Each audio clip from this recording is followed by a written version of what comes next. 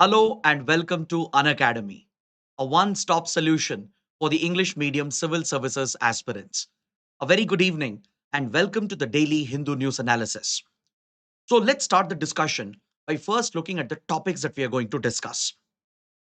From the Delhi edition of the Hindu, I have chosen 9 important topics for your prelims and mains. All of them are very important for the upcoming prelims exam. So let's cover them in complete detail so that you don't have to go back and read the newspaper again. So before we begin, I have a very important announcement. Tomorrow, Abhishek sir will be conducting a special marathon session on all the acts of British India, right from the Regulating Act of 1773 to the Indian Independence Act of 1947. This particular topic under modern India is very important for prelims 2026. So do catch this session tomorrow, that is Friday, 19th December, which will go live at 6 p.m. So please ensure you attend this event live. And if you want the PDF of the Hindu analysis, please join our Telegram channel. After the session ends, we will share the PDF over here. So let's get started and look at the first topic. On page number 8, there is a detailed article related to the Aravalli hill ranges. This article will help us understand the geological and ecological significance of the Aravallis and the social and economic benefits that the region derives from the Aravalli hill ranges. The article also explores the various threats that are affecting the Aravalli hill ranges and the ecosystem around it. And it focuses on recent orders of the Supreme Court focused on conservation of the Aravallis. So let's dive deep into this topic and understand why the Aravallis are so important for the northern northwestern parts of India. See, the Aravalli hill ranges happen to be the oldest hill ranges on the Indian subcontinent. They date back to nearly 2 billion years in their geological age. Tectonically, they are very stable and they support a wide variety of ecosystems and a very rich biodiversity across this region. Now, if you look at the map in the screen, you will notice that the Aravallis are stretching in a northeast southwest direction. If you observe, the Aravallis they stretch in a northeast southwest direction, and it spans a total distance of nearly 650 kilometers. The northernmost point starts from the Delhi NCR region, right from the Raisina Hill, where the Rashtrapati Bhavan is situated. So, from the Delhi NCR region, it spans across Haryana, Rajasthan, stretching till Gujarat. So, this is the extent of the Aravalli Hill ranges. There are many important protected areas, tiger corridors, and wildlife migratory corridors that are present in this critical region. So, several ecosystems are dependent on the Aravalli Hill ranges. In fact, the Aravallis give birth to important rivers such as the Chambal River and even the Sabarmati, a west flowing river, the Luni as well. So, important river systems are dependent on it. The Aravallis, they help in recharging the groundwater table, the underground aquifers. They are dependent on the Aravalli hill ranges and the forested areas around it for helping in recharging the underground aquifers, which helps in sustaining the drinking water needs and the needs for irrigation in this region. It is also blessed with many important resources. It is blessed with sandstone, limestone, even marble and granite. But this is the most exploited resource in the Aravalli as well, mainly for construction activities, for real estate projects across this region from Delhi to Gujarat. A lot of mining is carried out over here, which includes sand mining, stone crushing, and this contributes to the destruction of not just the forests, but as well as the hill ranges as well. In fact, intense quarrying in this region has eroded some of the hill structures and the slopes, making them very prone and vulnerable. Apart from this, there are important mineral resources present as well, from lead to gold to zinc, tungsten. Such precious resources are also present. And as a result, the mining industry, both in the public and private sector, they have set their eyes on the Aravallis. And there are several mining projects which are already going on. Apart from that, there's a lot of illegal mining which takes place. A lot of illegal mining takes place here, especially with regard to sand mining and stone mining and stone crushing. So, such illegal mining activities have aggravated the threat. And if the Aravalli suffer any more damage, this could be ecologically destabilizing. This could have a lasting effect because geological studies have clearly established the pivotal role of the Aravallis. They act as a natural barrier, as a wall that is preventing the further desertification of this region. The Thar Desert in Rajasthan would continue to expand eastwards if not for the Aravallis. So, parts of Haryana, parts of Western UP, parts of Rajasthan on the other side of the Aravallis, they could easily get desertified with the eastward expansion of the Thar Desert if not for the Aravalli hill ranges. So, such a critical habitat and ecosystem is being degraded and destroyed because of large scale mining and other illegal activities that takes place in the Aravalli ranges. That is why it's a very important conservation issue as far as this region is concerned.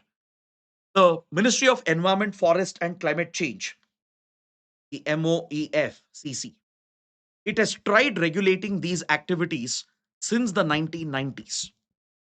It has brought in place a wide set of regulations to check the deforestation in this region, to also keep a check on the mining activities as well. But despite this, the activities continue blatantly because, especially some of the illegal mines which are running, the sand mining mafias, they do have some local political backing as well. The widespread corruption which enables the illegal mining mafia is essentially responsible for the degradation and destruction. And that is where the concern lies. Because, see, India has an international commitment to tackle desertification. India is a signatory to the UN Convention to combat desertification, to keep a check on the spread of desertification and degradation of land. So, it is an international commitment from India's side to deal with these threats. Now, if you look at the intervention of the Supreme Court in 2009, the Supreme Court actually imposed a complete ban on mining in some of the districts in the Aravalli belt. For example, in Faridabad, in Gurgaon, and Mewat. In these parts of Haryana, which fall within the Aravalli ranges, the Supreme Court had intervened in 2009 and it had placed a complete ban on all types of mining. But despite this, illegal mining has continued in these parts as well. In the other parts of the Aravallis, where mining is allowed through licenses issued by the Environment Ministry, the government has tried regulating the activity, but the problem is there are protected areas, there are tiger corridors, as I told you, there are key habitats which face the risk. So, environmental activists and concerned groups, they have appealed to the Supreme Court time and again to intervene and bring stricter regulations to completely prohibit mining, especially in the protected areas and in tiger corridors. So recently, the Supreme Court had established a central empowered committee to study the environmental threat and the ecological consequences and submit a detailed report on what conservation measures can be implemented. So the Central Empowered Committee has submitted the report, and based on that, the Supreme Court has issued a fresh set of orders.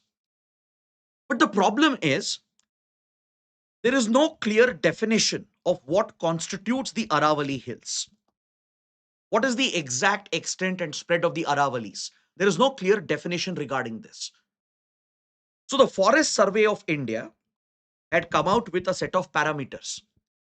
It had considered the slope gradient of the hills, the width between the valleys, and the buffer around the foothills as a criteria to determine as to which areas belong to the Aravalli hill ranges. But this was not considered as a suitable definition. So the Supreme Court had asked the Central Empowered Committee to look into this criteria. So Central Empowered Committee worked with the Forest Survey of India and also the Geological Survey of India and the Environment Ministry. And now they have submitted to the Supreme Court that any hill which is taller than 100 meters, that should be considered as part of the Aravalli range. But for environmental activists, this is not enough. According to them, this will exclude a number of smaller hills and forest areas that are present nearby and expose them to the anthropogenical pressures and mining activities. But Central Empowered Committee and other government entities are confident that this definition is the most appropriate because this ensures the inclusion of the most important hills in the Aravalli range. And the Supreme Court has now accepted this common definition. And this is where new restrictions will apply as per the order issued by the Supreme Court. And what is this new order? According to the new order, there would be no fresh mining licenses that will be given out. No fresh mining licenses. It will be paused for some time until a sustainable mining plan is prepared by the government. The Supreme Court has directed the concerned authorities to prepare a management plan for sustainable mining. Mining which can be environmentally sustainable without causing significant damage. So this plan has to be prepared, which should give priority for environment impact assessment and ensure that the mining firms are held accountable for the damage that they cause. So unless and until the plan is prepared, implemented, and the regulations are brought in place, there should be a pause on all the fresh mining licenses. Existing mines can continue their operations. Existing mines will continue, but there will be strict regulation which will be monitored by the Supreme Court and the Central Empowered Committee. And in protected areas, there will be a complete ban on all types of mining. Only in the protected areas, critical habitats and tiger corridors and wildlife corridors, there will be a complete ban on mining activities. So in this particular case, when the environmental activists question the Supreme Court, why don't you impose a complete ban on mining across the Aravallis? The Supreme Court had a valid reason. Because when you place a complete ban, it will only enable the rise of illegal mining. Illegal mining will always continue to flourish as long as the mafias exist, as long as corruption exists in the political system. So instead of that, it's better to have regulated mining in some areas which are clearly demarcated and ban mining completely in the ecologically sensitive areas which are identified by the Central Empowered Committee. So that is what the Supreme Court has ordered. And the government should prepare a sustainable mining plan. And only then fresh mining licenses can be given out by the Environment Ministry. So this regulation brought in by the Supreme Court is likely to help in conservation of the Aravalli Hill ranges, which play such an important ecological, geological, social, and economic role in the northern and northwestern parts of India. So it's a very important topic both for prelims and mains. That's why I've gone beyond the article, tried covering all the important facts and some analysis which can help you write mains answers. So I really hope you guys have understood the topic. Now please make a note of this question for your answer writing practice. Now some of you might ask, has the government done nothing to protect the Aravallis? See, recently the government came out with an initiative called the Aravalli Green Wall Initiative. The plan was to create a forest buffer, to create forest cover in the vicinity of 5 kilometers around the Aravallis as a buffer zone. And the government plans to increase the forest cover by 2030, which helps in the afforestation of the region and can prevent the degradation of the hill ranges. But however, the Supreme Court has observed that this plan is not enough. Just creating the forest cover is not enough as long as blatant mining activities continue, because eventually mining will have a cascading effect. That is why the Supreme Court has ordered the government to come out with a sustainable mining plan and only then issue fresh licenses in the areas where it is allowed. But in some areas, it will be tightly restricted. And in some areas which are ecologically sensitive, where protected areas are present, it will be completely banned. So, based on what we have discussed, please take up this practice question and write your answers, and please post your answers in the comment section. Now, moving on, we have an editorial on page number 6, which is important for governance and economy as well. The editorial is evaluating the provisions of a new bill that seeks to replace the Manrega. The Viksit Bharat G Ram G bill, which is being aggressively pushed by the Modi government in the parliament despite strong opposition from the political parties. The Viksit Bharat G Ram G bill, it stands for Viksit Bharat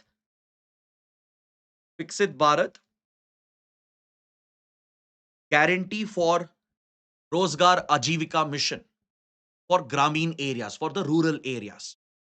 So this is seeking to replace the Manrega scheme, which has played a pivotal role in the rural economy of India over the last 2 decades. The Mahatma Gandhi National Rural Employment Guarantee Act was a flagship employment scheme initiated by the then UPA government under Prime Minister Manmohan Singh. It was responsible for putting money in the hands of the rural community and especially helping out farming families during the non farming season, or when they were running out of livelihood opportunities. And it was held responsible for sustaining rural demand by placing cash in the hands of the rural population. But however, in the implementation of Manrega, there have been many shortcomings and inefficiencies. A lot of leakages were detected, fake job cards were being created, a lot of diversion of funds were happening as well. So definitely there have been problems in the implementation of Manrega, but you can't discount the fact that Manrega indeed had a huge socio-economic impact. In fact, it helped India to withstand the impact of the 2008-2009 global recession, as rural demand sustained because of the scheme, which was putting money into the hands of the people. So under Manrega, the idea was to provide for a demand-driven job initiative based on rural demand for jobs for the agrarian population. 100 days of job guarantee was provided under Manrega, with minimum wages being fixed by the government and the central government bearing almost 90% of the cost, with states playing the role of the implementation agency with funding of another 10% for logistics and for management of the scheme. The center would take up the primary responsibility, including the financial burden of implementing this mega scheme. So now the government is seeking to completely do away with Manrega and bring in a new scheme, which the government is calling as a upgraded version of Manrega, a better version, which can lead to better efficiency while helping the rural communities. But given some of the provisions of the bill, it has generated a lot of controversy and it is being strongly opposed in the parliament. And the political parties are trying to push the bill towards a parliamentary select committee for further review of its provisions. So, since the topic is very controversial, let's look at both sides of the argument. Let's not develop a biased understanding. Let's look at what the critics are pointing out and let's look at what the government is arguing. When you look at Viksit Bharat Guarantee Rozgar Ajivika Mission for Grameen bill, there is one fundamental change which the government is bringing about. If you ask me, this is the most important change. Manrega was a demand driven scheme based on rural demand for jobs. Accordingly, work opportunities would be created by the local institutions, the local panchayat bodies. Let's say, due to interruption of the farming season because of lack of rains or droughts, if suddenly farmers have a need for increased livelihood opportunities and a sudden demand comes up from a state or a particular region, more job could have been created with additional work being assigned to them. And accordingly, payments would be doled out, which would help the rural agrarian communities. But now, under the VB Ramji initiative, the scheme is going to shift towards a supply driven scheme, meaning the government is looking to place a cap on the working days and the work opportunities that will be created. So here the government's argument is that previously, when 100 days of employment was being promised, usually even that was not being fulfilled. Usually there was no such demand for 100 days of work in rural areas. Data shows that hardly around 7 to 8% of the eligible job beneficiaries were availing 100 days of work, and most of the others, almost 90% plus of the beneficiaries, they were hardly availing around 50 to 60% of the work allotted days.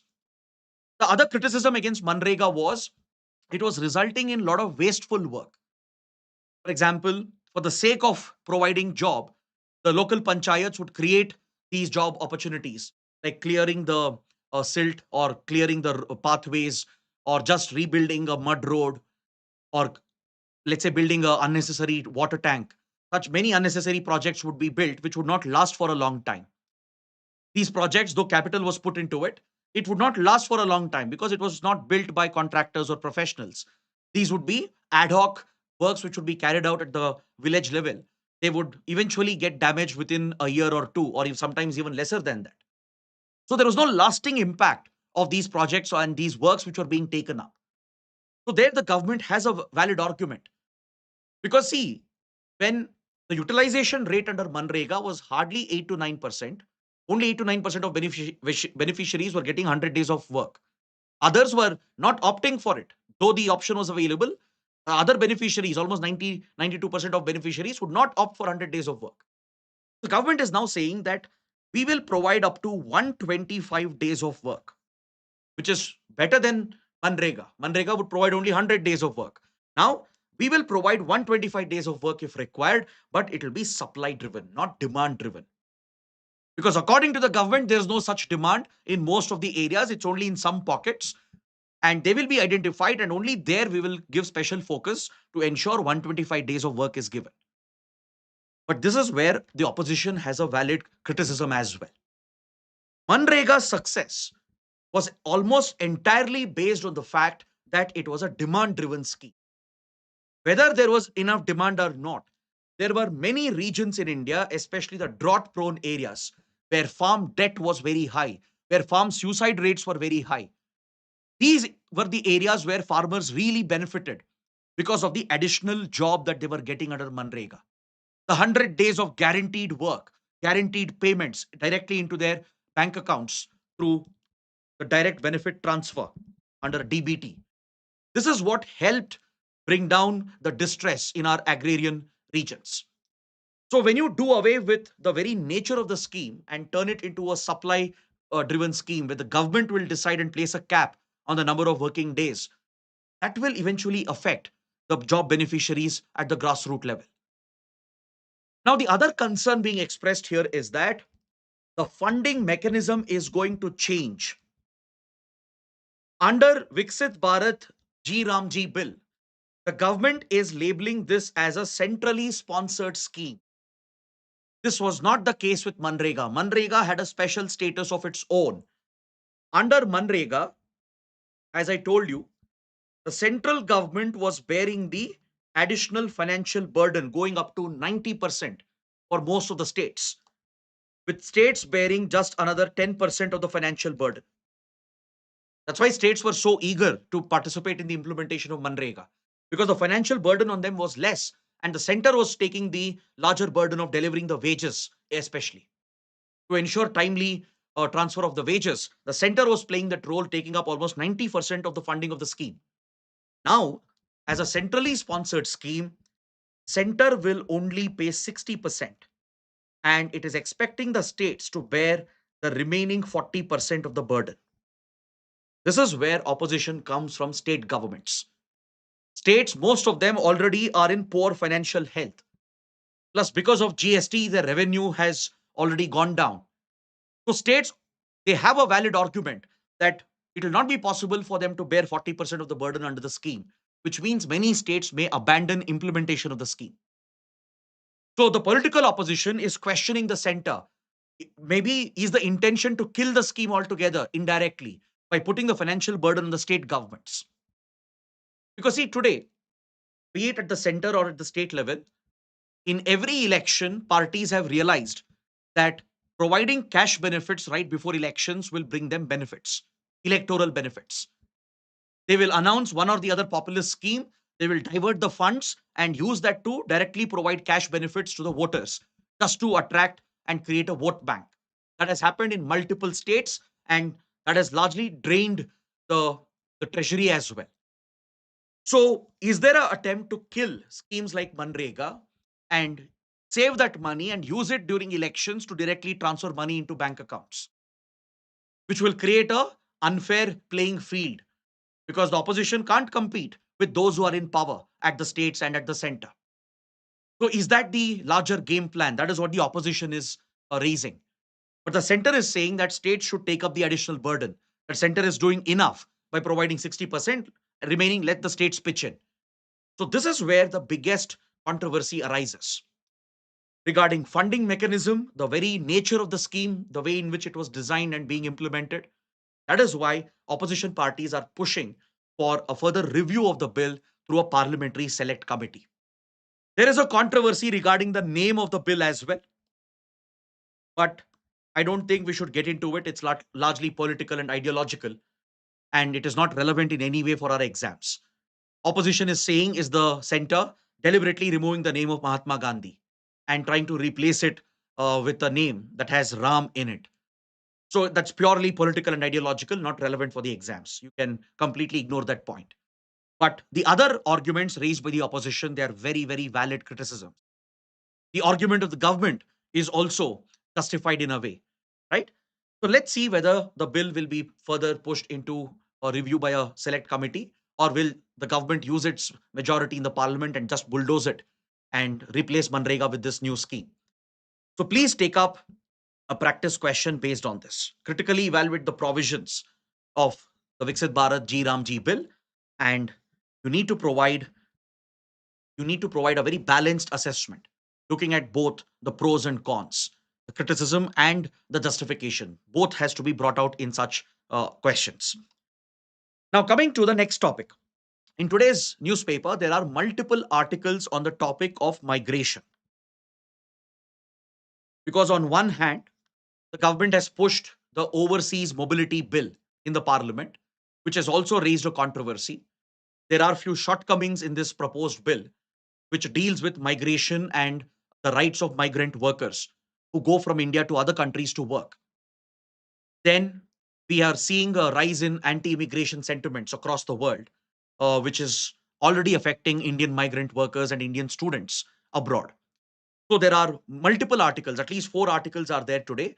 So I want to club all of them and have one elaborate discussion one by one. Trust me, this topic will be very useful for IR and for other related topics as well, for society, for economy as well. So first, let's evaluate the overseas mobility bill, the facilitation and welfare bill, which the government has introduced in the parliament. The government says the objective of the bill is to provide for better welfare for migrant workers, and it seeks to replace the 1983 Immigration Act, which until now was governing outward immigration, which until now dealt with the rights and concerns of the migrant worker community. So this act would be completely repealed and it would be replaced by a new law being proposed, which is the Overseas Mobility Bill. So let's see what kind of changes are being discussed, why the topic is relevant, what would be the implication for migrant workers. Now, when you look at migrant workers from India, they account for a large percentage of the Indian diaspora abroad. The Indian diaspora today stands at around 35 million, comprises of Indian students, the NRIs who are studying, residing, working abroad, Many of them would be professionals with good degrees, high education, high skill set. They would have landed high paying jobs like doctors, engineers, lawyers, professionals, etc. But a larger percentage are these blue collared workers who have very limited education or sometimes uneducated as well, with limited skill sets. So they will not land high paying jobs. They will mainly take up manual daily wage work in other countries where there is a need for such migrant workers. You take the Gulf region, for example, right? The Gulf region is host to a very large Indian diaspora community, and majority of them are blue collared workers coming from states like Kerala, Uttar Pradesh, Bihar, Punjab, and the others. They are desperately moving out, seeking better economic opportunities. They end up paying lakhs of rupees for middlemen and these so called recruiting agencies. Many times they are duped and deceived, and they are pushed into exploitative work conditions. In Saudi Arabia, in Kuwait, in even Oman, in UAE, there are many, many cases where Indian workers have been abused and exploited, either by the recruiting agencies or by the middlemen involved, and even by the employers. They confiscate their passports, they don't pay them salaries on time, they give them very poor living conditions, they cramp them into these quarters, and they don't even give them proper social security, no insurance, no provident funds. They don't allow them to go back home sometimes as well. They subject them to even cruelty and violence. We have seen that happening in Southeast Asia with the emergence of cyber slavery. So, the migration of Indian workers abroad has raised a very big question on human rights, the kind of abuse and exploitation that happens, the links that these networks have with human trafficking, how Indians are being pushed in massive numbers towards modern slavery, and especially women and children are at the biggest risk as they get sexually exploited. They get pushed into prostitution, they get forced into sex work abroad. And this has become a pressing concern, a human rights concern. So many, many horrific cases have come up from Southeast Asia, from West Asia, and other parts of the world where Indian migrant workers are abused, exploited, and mistreated in some way or the other. So they deserve protection from the government. They need the government to stand up for them and provide them with a set of rights so that their welfare and well being can be protected. At the same time, the desire of workers to work abroad should be facilitated by the government. Because, see, the Indian diaspora community is making a huge contribution. They are not only acting as India's cultural ambassadors, promoting our soft power influence, they're also sending remittances. Today, India is the world's largest recipient of remittances. We receive almost $135 billion dollars right now, which is crucial for bridging our current account deficit that provides macroeconomic stability. That is the role being played by migrant workers today. But if you look at the provisions of the Overseas Mobility Bill, there are some deep concerns which the writer of the column is expressing. It appears that the government is diluting the provisions of the Immigration Act, which could expose our migrant workers, especially the semi skilled, semi educated migrant workers, to further abuse and exploitation. Now, for example, under the new Overseas Mobility Bill, there is no transparency requirement with regard to the fees that will be charged by these so called recruiting firms. Previously, there were regulations regarding this. The fees that these so called consultancies could charge, it had been capped, and the sector was under tighter regulation. Now, it appears that the government is trying to dilute the regulation, making it easier for these recruiting firms to they basically sidestep the laws and regulations. Previously, employers and these recruiters who are involved in, let's say, human trafficking or abuse of workers, they could face penalties. Now, under the new bill, the government is seeking to almost get rid of these penalties. The government says these dilutions are necessary to facilitate the easier migration of Indians and help Indians to find jobs abroad. Because no foreign recruiter or employer will recruit if these penal provisions are present. That is the government's argument. Because, see, India looks at our population which is seeking to work abroad as a human resource. There are many countries where there is a shortage of labor, shortage of workers, and India wants to fill that gap. Be it Japan, be it Taiwan, be it Israel, be it European countries. We are signing migration mobility agreements with all of them. And India wants to dispatch thousands of workers to each country so that Indians will get work opportunities, they'll earn more, they'll send back remittances, and it will help the other receiving countries as well to find cheap manual labor. But in the name of simplifying the rules and facilitating the businesses, if you take away the basic checks and balances, there is a greater risk of migrant workers getting abused by the system. The government is not creating any mechanisms to deal with workers who are getting exploited abroad. Right now, embassies intervene only when the case has already come up and being reported. They try to bring them back safely. But once they come back, there is no rehabilitation provided by the government, no counseling provided by the government to deal with the trauma that they would have experienced. So the writer believes that the government is almost abandoning the rights of migrant workers through this new bill. But the government says some dilutions are required. It's not a dilution. The government says it's a simplification because it will make it easier for Indian workers to find jobs abroad and secure better opportunities. And the government is largely centralizing all the data as well regarding migrant workers with no role being given for state governments.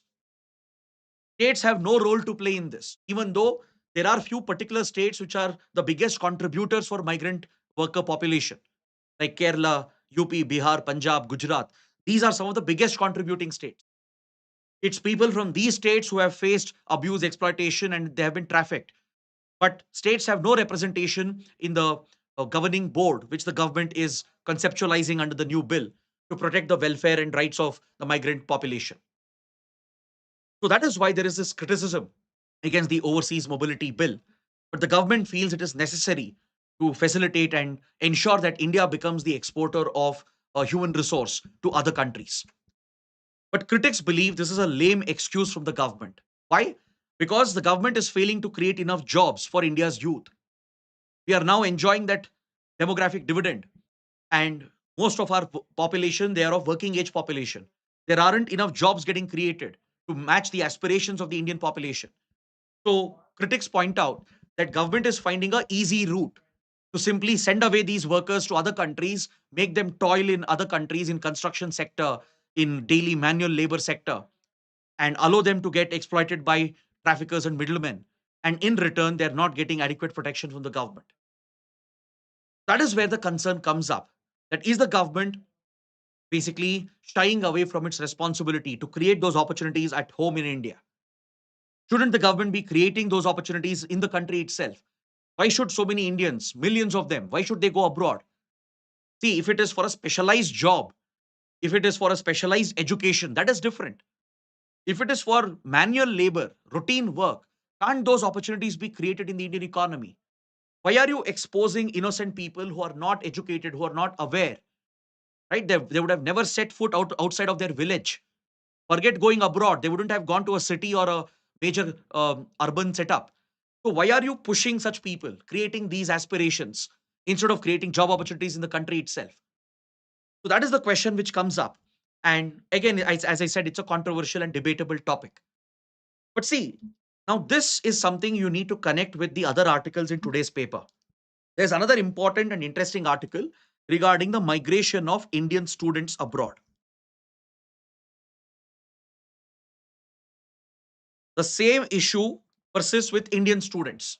Until now, we were talking about migrant workers who are semi skilled, semi educated, who are blue collared workers.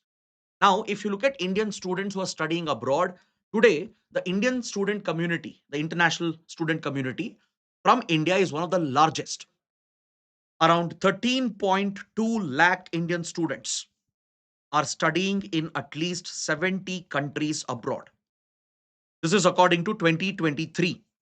The data was compiled by a parliamentary select committee on external affairs and migration. So, according to this data report from the parliament itself, as of 2023, 13.2 lakh, that's more than a million, 1.03 million Indians are studying abroad in foreign universities in 70 plus countries. By this year, the number is expected to increase to 13.8 lakh, almost touching 14 lakh, right? The 1.4 million, close to. That's the number of Indian students studying abroad. And where are these Indian students going? Which countries? In what kind of universities are they studying? What are the job opportunities for them? And why so many Indian students have this craze to study abroad? That is something the article is trying to understand. Now, if you look at the countries which are the most preferred for Indian students, US and Canada are at the top. 40% of these students, the close to 14 lakh students, 40% of them are in US and Canada. The next preferred destinations are UK and Australia and the OECD region. That is the entire Europe region, basically. These are the most preferred destinations as far as Indian students are concerned. Now, apart from this, there are other small countries as well. Some in Africa, some in the Eurasia region, like Georgia, for example, for medical students. Then even Russia, China to some extent, again for medical education. So, a lot of Indian students are aspiring to study abroad. And within the student community, there are different categories again. Medical students prefer countries where medical education is cheap because India is super expensive, not just for MBBS, especially for doing your specialization, right? You may have to spend up easily 4 to 5 crores to do a medical specialization in India, which makes medical education unaffordable, even for an upper middle class family. So that's why they seek out cheaper universities in Georgia, previously in Ukraine. Now, many Indian students have gone back to Ukraine despite the war going on. They're risking their lives. Why? Because they want to complete their degrees. They've already spent money. They want to finish their education and come back. Many go to China, many go to Russia as well. Even Central Asian countries, Kyrgyzstan and others, they have a large Indian medical student community. Now, again, the same question will come up.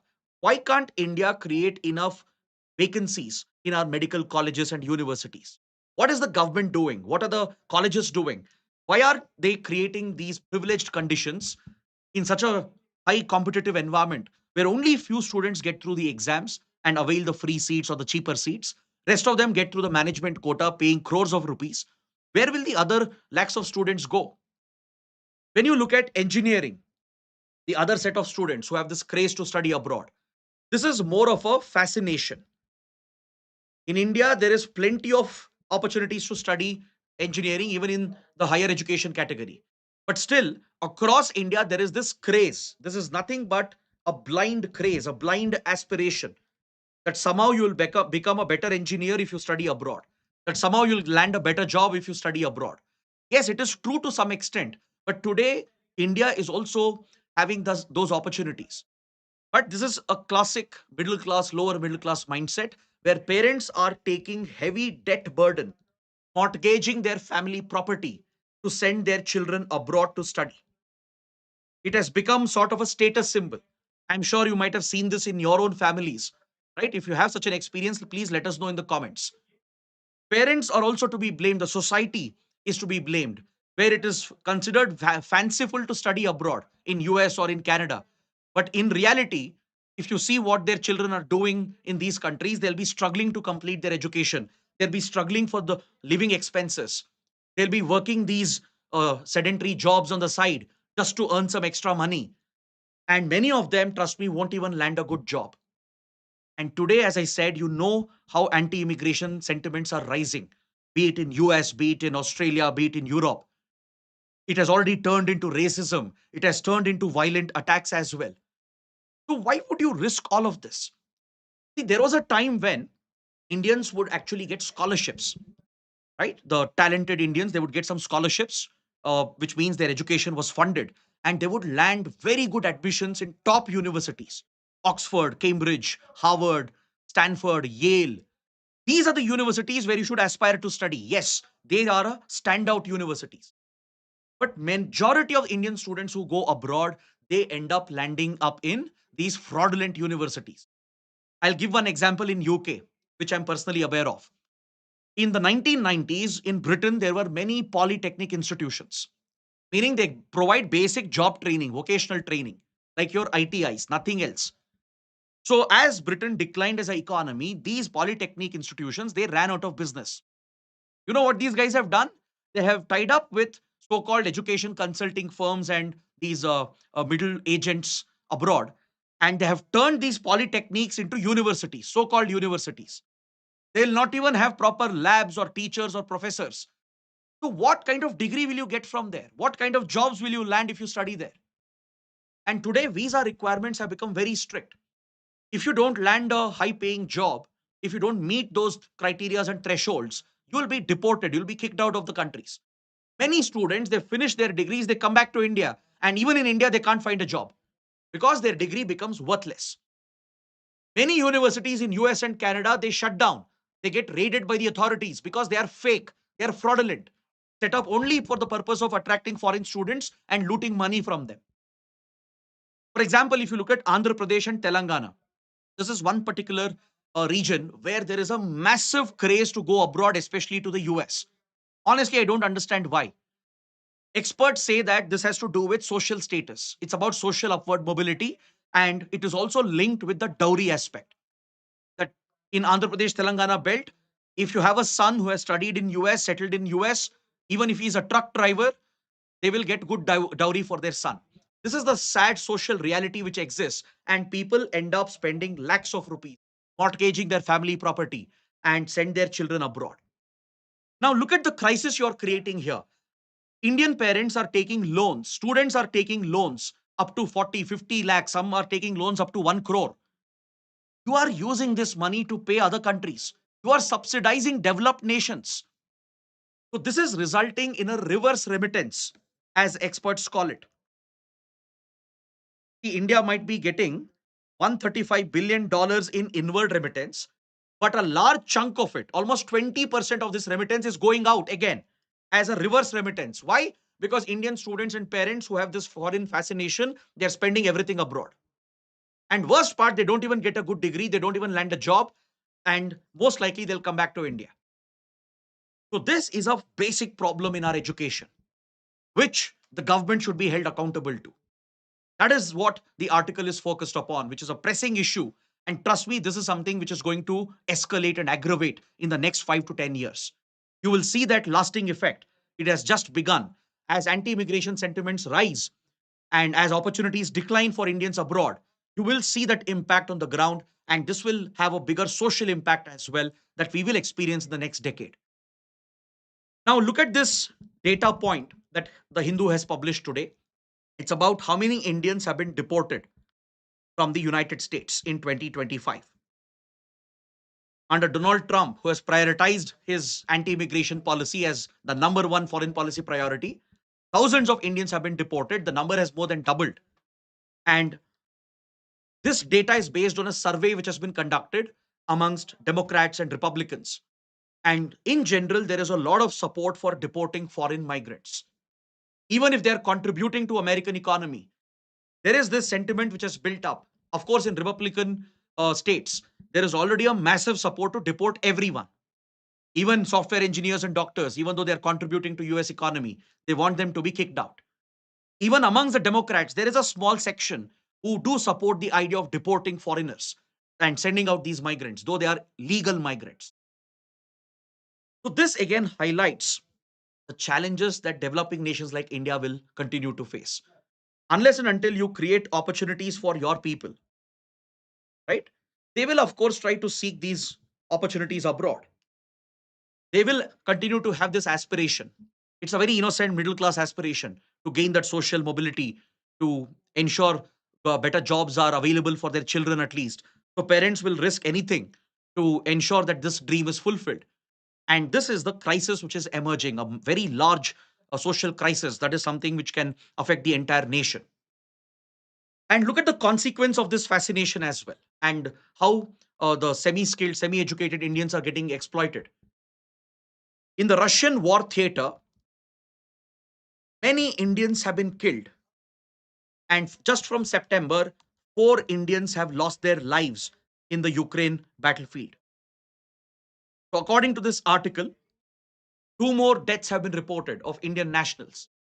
These were Indians who were again deceived and tricked by the middle agents, promising them basic manual jobs in other countries. They were tricked and taken to Russia and then enlisted into the Russian army. And hundreds of Indians have been deceived like this, and many of them have been killed in conflict. And just in the last few months, 4 Indians have lost their lives. So last year, when Prime Minister Modi visited Russia and met with Russian President Putin, PM Modi personally brought up the issue and pressed upon Putin to ensure Indians are not enlisted and Indians are sent back. Putin made a promise, Russia made a commitment that Indians will no longer be recruited into the Russian army. But according to reports, there are still hundreds of Indians who are working for the Russian army. 99% of them, they didn't know that they're being pushed into a war. They were all tricked and deceived by the middlemen and the recruiting agencies in the name of a lucrative job. They have even taken lakhs of rupees from them, creating a debt burden. So if they can't fight the war and earn some money, they can't repay the loan, they can't come back. That is the vicious cycle that these traffickers create. So many Indians are trapped, and India is still yet to get back these Indians who are fraudulently pushed into the Ukrainian conflict zone. So though India has been bringing this up with Russia, Russia has made a commitment not to enlist Indians. It still continues to do that. 59 Indian youth are missing. Even the Indian embassy in Moscow, they have no clue where these Indians are. Of them might have been killed in conflict, right? So this again is an alarming trend which continues to persist. We thought it should end last year when Putin made the promise that Indians will not be enlisted, but the problem continues. And according to reports, at least 100 plus Indians are still being enlisted in the Russian army. Next, coming to page number 1, on the front page, there's one update. India Bangladesh relations, which is on a nosedive, has seen a recent escalation. I'm sure you must be aware that the International Crimes Tribunal in Bangladesh awarded Sheikh Hasina the death penalty for the killings that happened during the student led protests of 2024, for which Sheikh Hasina's government is held accountable. Sheikh Hasina was delivered the death penalty. And now India is hosting Sheikh Hasina. Given that Sheikh Hasina was a great friend of India, India shares a very old connection with Sheikh Hasina's family as well. So India treats this as a moral duty to protect Sheikh Hasina and her family. So now this is generating a lot of anti-India sentiments. In fact, anti-India sentiments have remained very high in Bangladesh for many years. It was only because of the Awami League, when it was in power under Sheikh Hasina, that pro-India sentiments were being cultivated and promoted. But there are many pro-Pakistani factions, radical Islamist factions and elements who have always been rabidly anti-India. So in the last couple of days, something disturbing is taking place in Dhaka. Indian diplomats stationed in Dhaka and in other consulates, they have been receiving death threats. There is one very controversial radical group called the July Oikyo Mancho. It's a radical student-based organization which was involved in the protests of last year against Sheikh Hasina's government. Then there is a student-led party called NCP, National Citizen Party. The student leaders and the youth who belong to these organizations, they have been issuing repeated threats, and they have even tried attacking the Indian High Commission yesterday in Dhaka. So this is a very, very serious threat. And what is ironic is that just day before yesterday, 16th of December, we marked Vijay Divas, the day on which India liberated Bangladesh, fought a war on behalf of the Bengalis to liberate Bangladesh against Pakistan. So on 17 December, these attempts have been made by anti-India elements and pro-Pakistan elements to try and storm the Indian High Commission. Thankfully, nothing untoward has happened as of now. But India is quite worried. India has summoned the Bangladeshi High Commissioner, issued a stern warning that Bangladesh has an obligation under international conventions, under the Vienna Convention, to protect our diplomats, our diplomatic premises. We have seen such similar situations in conflict zones across the world. For example, how US embassies have been stormed by rebels and extremists. That is a nightmare scenario which India wants to avoid. So it also is a reflection of the prevailing anti-India sentiments. And just last week, the leader of NCP, which is going to contest elections, by the way, next year, Bangladesh is headed towards elections, and NCP will be one of the major parties, a student-led party. Its leader, Hasnat Abdullah, a very controversial figure. He's someone who always espouses anti-India sentiments. He has spoken about cutting off India's Siliguri corridor, cutting off the Seven Sisters from India, and destabilizing India's northeast by supporting northeast insurgents. Now, these are very serious statements which poses a direct threat to India's national security, something India has been worried about for a long time. Previously, our main worry was the Jamaat-e-Islami. Now, there are other new factions and elements which have come up, like the youth-led National Citizen Party and the Julai Oikyo Mancho, which have been posing direct threats to Indian presence in Bangladesh. So this again is a developing story which we should continue to track. Now, coming to the last part, the prelims section, we have around three important topics. So let's take a quick look and wrap up the discussion.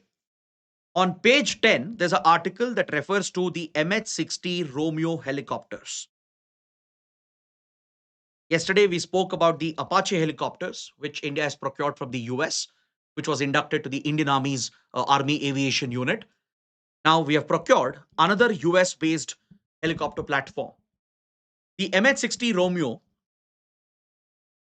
also known as the Seahawk, is designed and developed by Sikorsky, a very well known aerospace defense manufacturer based out of the United States. So, Indian Navy has procured the MH-60 Romeo because it's a multi-role helicopter. The army variant is also called the Black Hawk. I'm sure you must be familiar with this version of the helicopter. This is the naval variant that we are procuring, the MH-60 Romeo. So it is primarily used for maritime surveillance. It's considered as one of the most advanced maritime surveillance helicopters. It is known for its anti-submarine warfare capabilities. It's even known as a submarine hunter. It can detect underwater submarines and help in launching counterattacks against enemy submarines. So it's a very key force multiplier that Indian Navy has procured. And the first batch was inducted at the naval base in Kochi to strengthen the naval presence in that part of the Arabian Sea. Now, the second batch has been inducted at the Indian Naval Station Hansa, which is a naval air station in Goa. So, both the batches of the MH-60 Romeo, they have been inducted on the western seaboard of India, one in Kochi in Kerala, the other in Goa. Next, the Indian Coast Guard vessel Sarthak has made a port call to the Chabahar port in Iran. Now, this is another significant development. This is the first time ever that the Indian Coast Guard vessel has ventured into these waters of the Hormuz Strait and the Persian Gulf. So, the Coast Guard ship Sarthak, it has made a port call to Chabahar port. It will remain here for a few days, conduct a lot of activities, including coordination with the Iranian naval and Coast Guard authorities. So, this is a sign of India exerting its security and military presence in a critical region. It's a sign from India that we want to stabilize this region, use the Chabahar port, which is funded by India, built by India, and operated by an Indian company. We want to use this for connectivity with Afghanistan and Central Asia. This has been the long term dream of India. So, the deployment of a Coast Guard vessel on a long term port call visit strengthens India's military reach towards the Gulf of Oman and as well as near the Hormuz Strait, which is a strategic choke point. So, under India's Mahasagar vision and the Indo Pacific doctrine, our idea is to dominate these waters across the Indo Pacific region from the Hormuz Strait to Malacca Strait and stabilize the shipping lanes and enable better trade connectivity for India. So, one of the long held ambition of India is to improve connectivity with landlocked Afghanistan and landlocked Central Asia. So, it's in this context that the visit of the Coast Guard vessel becomes important to the Chabahar port. Coming to the last topic, a prelims topic, India is participating in a bilateral military exercise, Desert Cyclone-ll, with the United Arab Emirates. India, UAE are very close defense partners. And Desert Cyclone is one of the military exercises that we have between the two countries. So, Indian Army contingent has departed to Abu Dhabi, and it helps build interoperability between our armed forces. Now, can you find out the names of the other military exercises that we have with United Arab Emirates? We have naval exercises and air force exercise as well. So please find out the names and mention that in the comments. This is a small assignment for all of you. So on this note, I bring my discussion to an end. I hope you guys have liked the session, understood all the topics, and if you did, please press the like button and share your comments below. And from tomorrow, we will revert back to the normal time of 10 a.m. in the morning. So see you tomorrow. Take care. Have a good day.